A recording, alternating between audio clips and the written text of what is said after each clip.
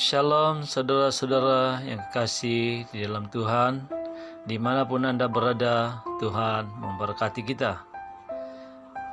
Hari ini adalah Rabu Suci, yang mana kita akan mengenang kesengsaraan Tuhan Yesus.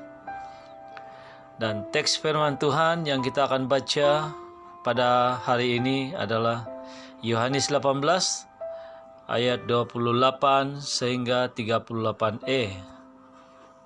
Firman Tuhan berkata, maka mereka membawa Yesus dari Kayafas ke gedung pengadilan. Ketika itu hari masih pagi. Mereka sendiri tidak masuk ke gedung pengadilan itu supaya jangan menajiskan diri, sebab mereka hendak makan Paskah. Sebab itu Pilatus keluar mendapatkan mereka dan berkata, apakah tuduhan kamu terhadap orang ini? Jawab mereka kepadanya, jikalau ia bukan seorang penjahat, kami tidak menyerahkannya kepadamu. Kata Pilatus kepada mereka, ambillah dia dan hakimilah dia menurut hukum Tauratmu. Kata orang-orang Yahudi itu, kami tidak diperbolehkan membunuh seseorang.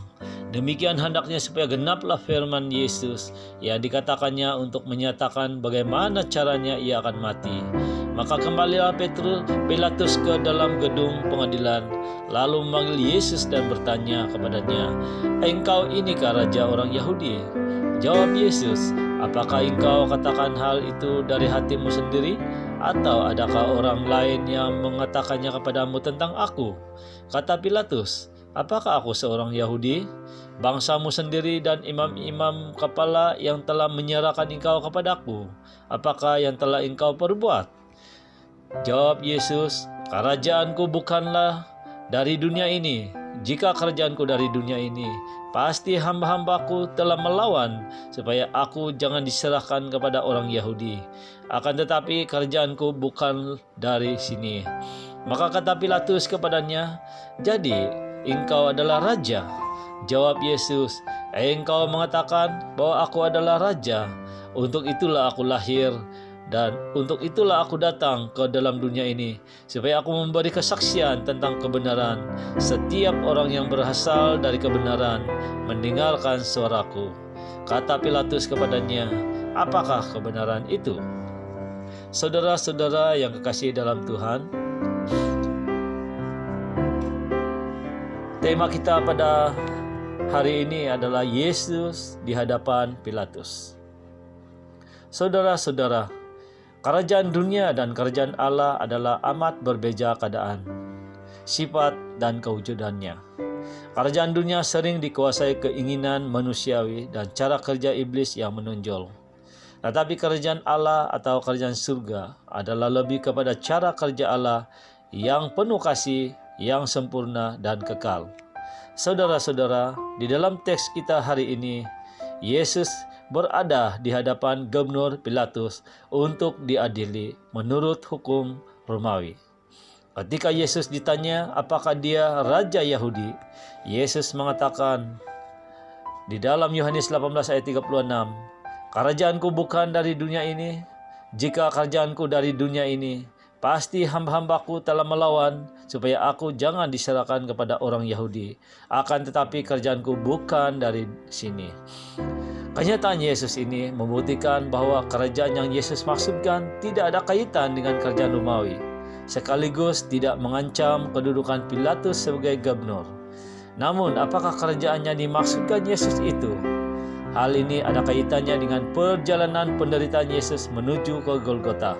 Saudara, marilah kita perhatikan baik-baik apa sebenarnya kerajaan yang Yesus maksudkan ini dan kaitannya kepada kehidupan manusia yang berdosa. Sebelum itu, mari kita berdoa. Bapa di surga yang kami puji dan kami mulia di dalam Yesus Kristus, berkati kami semua Tuhan saat kami mendengar firman-Mu di dalam mengingati kesengsaraan Tuhan pada hari Rabu yang ketiga ini. Kami memuji dan mulia Engkau, menyerahkan seluruhnya, baik kami yang berada di rumah atau di mana-mana. Berkati kami, urapi kami, agar kami konsisten dan meresponi firman-Mu. Kami berdoa dalam nama Allah Bapa dan Roh Kudus. Tuhan memberkati. Amin. Saudara-saudara yang kekasih dalam Tuhan, terdapat beberapa hal atau sifat kerajaan Kristus yang maksud kedatangan Yesus untuk penebusan yang perlu kita perhatikan. Yang pertama, kerajaan Yesus bukan dari dunia ini. Kerajaan Kristus bukan dari dunia ini. Kerajaan ini bukan berasal dari dunia ini dan juga tidak berusaha untuk mengambil alih sistem pemerintahan di dunia ini. Yesus juga tidak datang untuk mendirikan suatu pemerintahan teokratis yang bersifat politik, religius, atau berangan-angan untuk menjadi penguasa di dunia ini. Sebaliknya, saudara-saudara, Yesus menyatakan bahwa seandainya itu yang dimaksudkan oleh Yesus, maka para hamba Yesus pasti sudah melawan atau membiarkan Petrus memerangi para askar dan hamba-hamba imam yang menangkap Yesus. Tetapi sememangnya kerajaan yang dimaksudkan Yesus bukan seperti itu gaya dan sifatnya. Sebaliknya, para murid Yesus tidak perlu mengangkat senjata semata-mata untuk memberikan peluang kepada Yesus memajukan misi kerajaan Yesus di dunia ini. Kita boleh lihat di dalam Matius 26 ayat 51 sampai 52 sebagai bandingan ayat. Yesus dan para murid tidak bersekutu mana-mana parti politik atau golongan sosial atau organisasi sekuler, semata-mata mau mendirikan kerajaan Allah. Sebaliknya, saudara-saudara, Yesus menolak untuk mengubah salib itu menjadi usaha yang sombong untuk memerintah masyarakat dunia. Yesus juga tidak menggunakan senjata duniawi bagi senjata diberikan kepada pengikut Yesus, tetapi Yesus membakalkan para muridnya dengan perlengkapan perang rohani. Kita boleh lihat di dalam Efesus pasal 6 ayat 10 hingga 18. Hal ini tidak berarti bahwa para murid Yesus acuh tak acuh terhadap tuntutan Allah mengenai pemerintahan yang adil, keadilan, kedamaian, atau batas-batas pelanggaran hukum.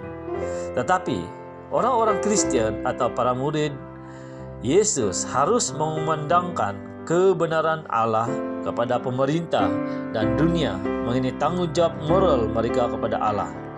Kita yang beriman adalah tergolong di dalam kerajaan Yesus bertanggung jawab mewartakan kebenaran Allah bagi seluruh dunia. Saudara-saudara yang kekasih dalam Tuhan, hal yang kedua, kerajaan Kristus adalah kerajaan surga atau kerajaan Allah. Kerajaan Kristus adalah kerajaan Allah yang merangkumi kepimpinan ketuhanan, kuasa dan praktik rohani Kristus di dalam kehidupan semua orang yang menerima Dia dan mentaati firman kebenarannya. Kita boleh lihat di dalam Yohanes 18 ayat 37. Kerajaan Allah atau kerajaan surga adalah kebenaran, damai sejahtera dan sukacita oleh Roh Kudus. Roma 14 ayat 17. Kerajaan Kristus adalah kerajaan Allah yang melawan kekuatan-kekuatan iblis dengan perlengkapan rohani. Matius 12 ayat 28 atau Lukas 11 ayat 20 atau Kisah Rasul pasal 26 ayat 18 atau Efesus pasal 6 ayat 12. Oleh itu, saudara-saudara yang kekasih dalam Tuhan, peranan gereja adalah sebagai hamba Kristus yang bukan penguasa dunia ini. Kekuatan kerajaan Kristus atau kerajaan Allah bukanlah kuasa duniawi, melainkan salib, yaitu penderitaan dan penolakan oleh dunia merupakan kemuliaan bagi kerajaan Kristus atau kerajaan Allah. 2 Korintus 3 ayat 7 hingga 18. Dan juga sebaliknya, dengan menyangkal kuasa dunia ini, maka gereja perjanjian baru menemukan kuasa Allah berkarya. Gereja dunia ini berhadapan dengan pilihan yang sama. Hanya dengan kehilangan nyawanya di dunia ini, gereja akan menemukan dirinya di dalam karya Allah. Oleh itu, saudara-saudara, kerajaan Kristus atau kerajaan Allah bukanlah berkaitan kekuasaan di dunia ini, tetapi hal pemerintahan Allah untuk memanggil kembali manusia yang berdosa kembali kepada Allah. Karena itu, Yesus telah siap melalui penghinaan, pengadilan yang tidak adil di dunia ini, serta penderitaan bahkan sampai mati. Karena visi misi kerajaan Kristus adalah visi misi kerajaan Allah yang mahukan semua manusia berdosa ditebus dengan darah kudus Yesus. Dengan itu, saudara-saudara, manusia beroleh kebebasan dan kemerdekaan, bahkan beroleh keselamatan melalui imannya kepada Yesus Kristus. Saudara-saudara yang kekasih dalam Tuhan, hal yang ketiga, kerajaan Kristus adalah Yerusalem baru. Di masa hadapan, kerajaan dan pemerintahan Kristus akan di langit baru dan bumi yang baru. Perkara ini akan terjadi setelah Dia datang ke bumi untuk menghakimi bangsa-bangsa, membinasakan antikristus, memerintah di dunia ini selama 1000 tahun, dan kemudian melemparkan iblis ke dalam lautan api untuk selama-lamanya. Kita boleh lihat dalam Wahyu 19 ayat 11 sehingga pasal 20 hingga 15. Oleh itu saudara-saudara, maka dengan itu ini akan berlaku kerajaan Yerusalem yang baru, yang mana semua umat manusia yang telah ditebus dan setia bersama Kristus sehingga ke garis akhir akan bersama-sama di dalam pemerintahan kerajaan Kristus ini. Kita semua sama-sama merindukan bersama Kristus memerintah di Yerusalem baru ini. Sebagai kesimpulan atau penutup firman Tuhan pada hari ini, saudara-saudara yang kekasih dalam Tuhan, oleh itu kerajaan yang Yesus maksudkan adalah satu kerajaan yang pemerintahannya amat berbeda sekali dengan cara pemerintahan, kehidupan, dan suasana kehidupan di dunia ini. Tetapi kerajaan yang Yesus maksudkan adalah satu kerajaan yang memiliki pemerintahan, kehidupan, dan suasana yang penuh keadilan, indah, sempurna dengan kasih yang sempurna dan kekal.